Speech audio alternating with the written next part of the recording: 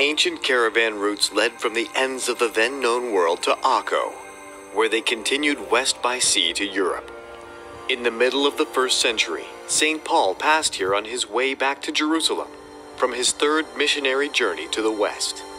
In Acts of the Apostles, chapter 21, verse 8, we read, "We continued our voyage from Tyre and landed at Ptolemais, where we greeted the brothers and sisters and stayed with them for a day. Leaving the next day, we reached Caesarea." Tyre is to the north, and Caesarea is to the south along the Mediterranean coast. Paul's sea voyages give us insights into the sea lanes in the Roman period.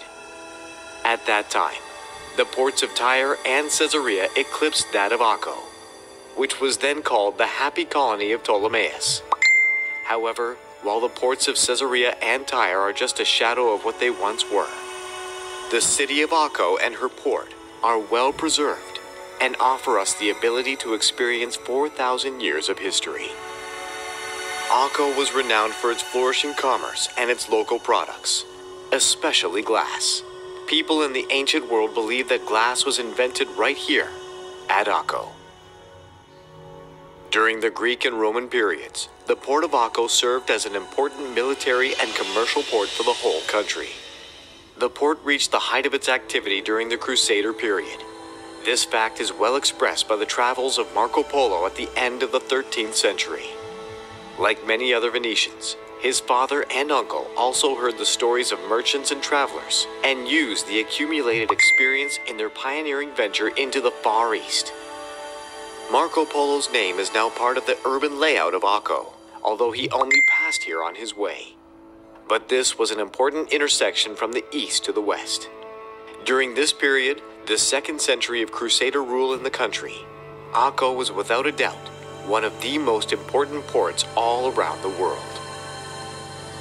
After the fall of Akko to the Mamelukes in 1291, international commerce dwindled and the port installations crumbled. Nevertheless, in the succeeding centuries, many pilgrims and travelers reached Akko and left us their accounts, which continue to shed light on the city and the history of this port. The city started its rehabilitation in the second half of the 18th century. They built the seawalls against the growing European involvement in the Near East from stones brought by sea from the Crusader towns of Atlit and Caesarea. International traffic today passes through the ports of Haifa and Ashdod, but Akko still constitutes a valuable model of coexistence, this time on a local scale. It is the only truly mixed city in Israel, without segregation of the various elements in separate quarters.